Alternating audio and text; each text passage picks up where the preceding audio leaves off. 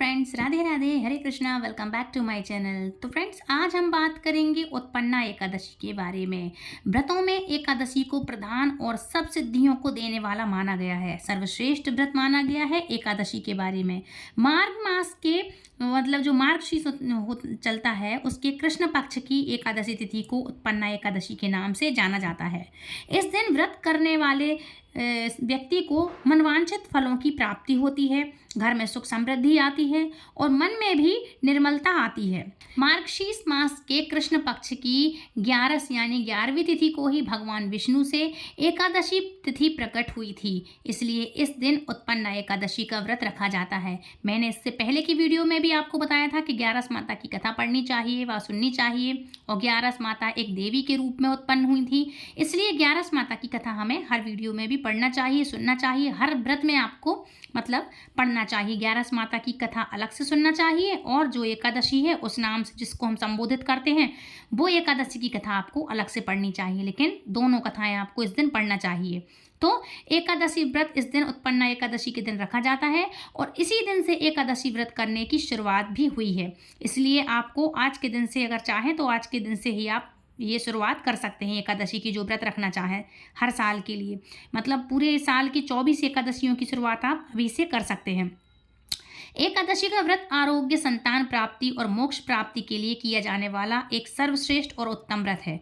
किसी भी तरह की मानसिक समस्या को व्रत के प्रभाव से ये चीज़ें दूर हो जाती हैं। किसी भी तरह की कोई भी समस्या हो, अच्छा, जन समांतर के पाप भी नष्ट हो जाते हैं और अंत में मोक्ष की भी प्राप्ति होती है। जो भी भक्त अपने जीवन में पहली बार एकादशी का व्रत प्रारंभ करना चाहते हों, उन्हें उत्पन्ना एकादशी के दिन से ही व्रत प्रारंभ करना चाहिए। कथा के अनुसार एक बार भगवान श्री विष्णु और मुर नामक दैत्य के बीच में भीषण युद्ध हो रहा था, और युद्ध के बीच में भगवान विष्णु जब थक गए तो वह बद्री का आश्रम में गुफा में जाकर के विश्राम करने लगे। दरअसल विश्राम करने के पीछे भी भगवान श्री विष्णु जी की लीला ही थी। इसी बीच राक्षस मोर भगवान के पीछे आता हुआ, उनको ढूंढता हुआ उसी गुफा में आ पहुंचा, और विश्राम कर रहे श्री विष्णु जी को मारने के चक्कर में, वो मतलब मारने के लिए मारना चाहा भगवान को, तभी श्री विष्णु जी के शरीर से एक दिव्य तेज प्रकट हुआ, जो एक देवी के रूप में परिवर्तित हो गया और देवी के रूप में उत्पन्न हुआ, और उन्होंने राक्षस का वध कर दिया, मतलब राक्षस को मार डाला। उस दिन से यह घटना घटित हुई। उस दिन तो वह मार्गशीर्ष का ही महीना था, और मार्गशीर्ष के कृष्ण पक्ष की 11वीं तिथि थी। देवी से भगवान विष्णु बहुत प्रसन्न हुए और उन्होंने उनका नाम एकादशी रख दिया। श्री हरि के शरीर से उत्पन्न होने के कारण उत्पन्ना एकादशी कहा गया इस दिन को, इस नाम को, और यह तिथि, इस तिथि का नाम इसलिए आज के दिन उत्पन्ना पड़ गया।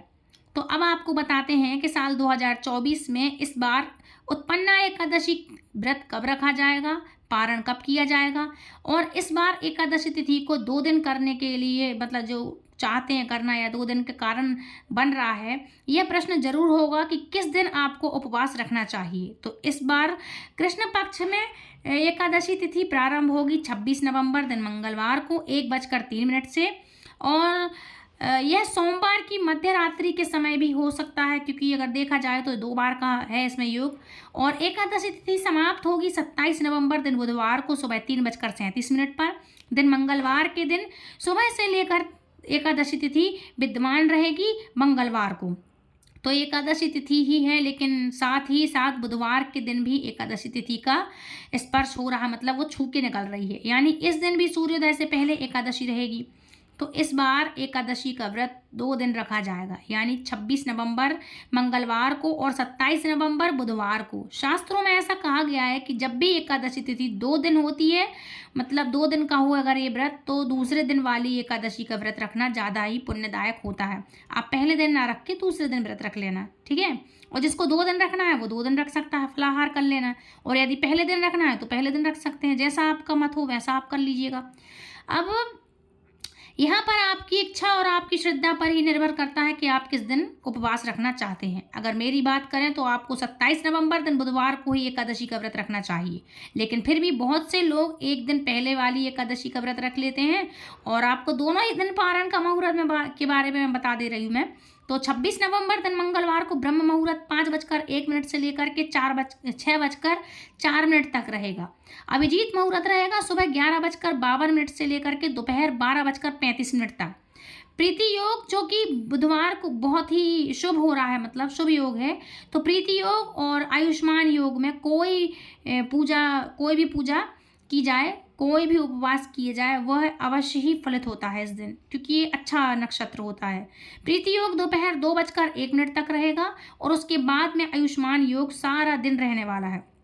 प्रातः काल पूजा का शुभ मुहूर्त रहेगा सुबह 5:32 से लेकर के 6:53 तक, और सायंकाल पूजा का शुभ मुहूर्त रहेगा शाम के समय 5:24 से लेकर के 6:45 तक। राहु काल का समय रहेगा दोपहर 3 बजे से लेकर के 4:30 बजे तक, और द्वादशी तिथि प्रारंभ होगी 27 नवंबर दिन बुधवार को सुबह 3:04 से समाप्त होगी, और 28 नवंबर गुरुवार को सुबह 6:24 पर आपको यहाँ पर मतलब विशेष ध्यान देना होगा कि जब भी एकादशी का व्रत रखा जाता है तो अगले दिन व्रत का पारण करते समय यानी व्रत खोलते समय यह भी देखा जाता है कि उस समय हरिवासर तो नहीं चल रहा है, क्योंकि हरिवासर समय की जो अवधि होती है वो समाप्त होने के बाद ही व्रत खोला जाता है, और हरिवासर का जो समय होता है वह लगभग 5 से 6 घंटे का समय होता है। इसलिए द्वादशी तिथि अगले दिन द्वादशी तिथि के साथ साथ मतलब हरिवासर का समय भी शुरू हो जाता है।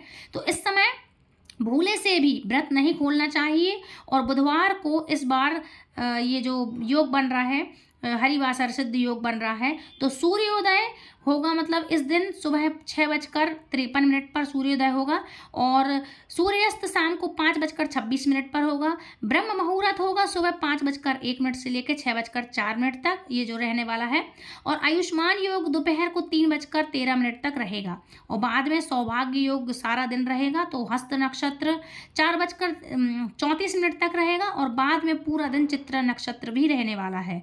तो बहुत ही शुभ दिन रहने वाला है, आपकी पूजा आपका व्रत अवश्य ही फलित होगा आज के दिन। राहु काल का समय होगा दोपहर 12 बजे से लेकर के 1:30 बजे तक के बीच में। हरिवासर का समय रहेगा 27 नवंबर बुधवार को सुबह 11 बजे तक रहेगा, और जब तक हरिवासर का समय रहता है तब तक व्रत नहीं खोला जाएगा, तो आप इस दिन बिल्कुल भी इस समय ना खोलें व्रत।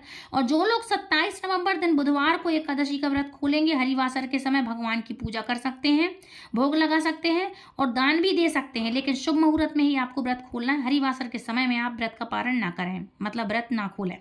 27 नवंबर दिन बुधवार को दोपहर 1:31 से लेकर के 3:04 तक का जो समय है वह व्रत खोलने का यानी कि व्रत पारण का समय रहेगा। अच्छा, इसमें शुभ मुहूर्त रहेगा, इसी समय आपको अन्न ग्रहण नहीं करना है, मतलब अन्न ग्रहण करना है, और सुबह यदि आप आवश्यकता हो तो चाय या फिर दूध आदि का सेवन कर सकते हैं, फल फ्रूट से जूस ले सकते हैं, दूध पी सकते हैं। तो आपको ब्रह्म मुहूर्त में ही अन्न जल जो भी यानी वगैरह आप ग्रहण करना चाहिए, आपको जो करना चाहते हैं आप वो कर लें। और जो वैष्णव भक्त होते हैं वो द्वादशी तिथि में मिली संबंधित व्रत रखते हैं, तो जो लोग बुधवार को एकादशी का व्रत रखेंगे उन्हें अगले दिन यानी 28 नवंबर गुरुवार को 6:53 से लेकर के 7:26 के बीच में व्रत खोलना है। और हालांकि इस समय त्रयोदशी तिथि प्रारंभ होगी, लेकिन त्रयोदशी तिथि के प्रथम पहर में व्रत खोला जा सकता है। अब आप जिस दिन भी एकादशी का उपवास करें उसी दिन आपको एकादशी के ठीक एक दिन पहले द्वादशी के नियमों का आपको पालन जरूर से करना चाहिए, और ये आपको मैं पहले ही बता चुकी हूँ कि आपको क्या क्या करना चाहिए। जैसे कि मैंने हर वीडियो में आपको बताया है कि इस दिन आपको एक दिन पहले से तुलसी दल तोड़ के रख लेना चाहिए, एक टाइम आपको अन्न खाना चाहिए, शाम के टाइम भोजन नहीं करना चाहिए, और जब आप एक दिन पहले आप भोजन करेंगे तो चावल ग्रहण ना करें। सुबह खा सकते हैं लेकिन शाम को अन्न ना खाएं, और अगर किसी ने खा लिया किसी समस्या के चलते तो अन्न के साथ आप चावल बिल्कुल भी ग्रहण ना करें शाम के टाइम। ब्रह्मचर्य व्रत का पालन करें। एकादशी के दिन आपको बाल नहीं धोना चाहिए, नेल्स वगैरह नहीं काटना चाहिए, थोड़े से नियम हैं। और लहसुन प्याज का भोजन ना करें, नॉनवेज का तो आप सोचिए ही मत, लहसुन प्याज का भी बिल्कुल मत सोचिए, क्योंकि जो व्रत करते हैं वो बहुत नियम होते हैं इनके, तो नियम और श्रद्धा से व्रत करते हैं। तो इस तरह से आपको कुछ नियमों का पालन करना है। शुद्ध ड्रॉप कुछ जल की आप बूंदें बाल्टी में डालें, फिर आप स्नान करें, क्योंकि इस बार 2 दिन पड़ रही, एक दिन भले आप व्रत ना रखें लेकिन पालन सब कुछ कर लेना। तो इस तरह के कुछ नियम है, मैंने हर वीडियो में बताया है, आप अभी भी बता दिए हैं। तो इस तरह से आप ये कुछ नियम के पालन है इस व्रत के, तो आप कर लेना।